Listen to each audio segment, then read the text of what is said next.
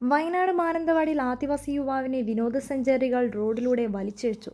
രണ്ട് സംഘങ്ങൾ തമ്മിലുണ്ടായ തർക്കത്തിൽ ഇടപെട്ട കുടൽക്കടവ് സ്വദേശി മാത്തൻ എന്നയാളെയാണ് കാറിൽ സഞ്ചരിക്കുന്നവർ റോഡിലൂടെ വലിച്ചിഴച്ചത്. കാറിന്റെ ഡോറിനോട് കൈ ചേർത്ത് പിടിച്ച് 1/2 കിലോമീറ്ററോളം ദൂരെയാണ് യുവാവിനെ റോഡിലൂടെ വലിച്ചിഴച്ചത്. മാത്തന്റെ അരയ്ക്കും കൈകാലുകൾക്കും സാരമായ പരിക്കേറ്റിട്ടുണ്ട്. യുവാവിനെ മാനന്തവാടി മെഡിക്കൽ കോളേജിൽ പ്രവേശിപ്പിച്ചു.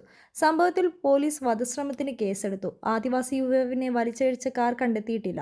KL 52 H 8733 എന്ന മാരുതി സെലോരിയോ കാറിനായാണ് പോലീസ് അന്വേഷണം തുടങ്ങി. മാനന്തവാടി പയ്യമ്പള്ളി കുടൽക്കടവിൽ തെക്ക് ഡാം കാണാനെത്തിയ രണ്ട് സംഘങ്ങൾ തമ്മിലാണ് വാക്കുതർക്കമുണ്ടായത്. ബഹളം കേട്ട് പ്രശ്നത്തിൽ ഇടപെടാനെത്തിയ നാട്ടുകാരും വിനോദസഞ്ചാരികളും തമ്മിൽ തർക്കമുണ്ടായി. കല്ലുമായി അക്രമത്തിനൊരുങ്ങിയ യുവാവിനെ തടഞ്ഞപ്പോഴാണ് മാത്തനെ കാറിൽ ഇരുന്നവർ റോഡിലൂടെ വലിച്ചിഴച്ചു കൊണ്ടുപോയത്. കാറിൽ 4 പേരാണ് ഉണ്ടായിരുന്നത്. നാട്ടുകാർ ഇടപെട്ടതോടെയാണ് യുവാവിനെ ഉപേക്ഷിച്ച് കാറിലുണ്ടായിരുന്നവർ രക്ഷപ്പെട്ടത്. കുറ്റിപ്പുറം സ്വദേശി മുഹമ്മദ് റിയാസ് എന്നയാളുടെ പേരിലാണ് കാർ രജിസ്റ്റർ ചെയ്തിരിക്കുന്നത്. സംഭവത്തിൽ 4 പേർക്കെതിരെ പോലീസ് കേസെടുത്തതായി പോലീസ് സ്റ്റേഷൻ ഓഫീസർ അറിയിക്കുകയും ചെയ്തിട്ടുണ്ട്.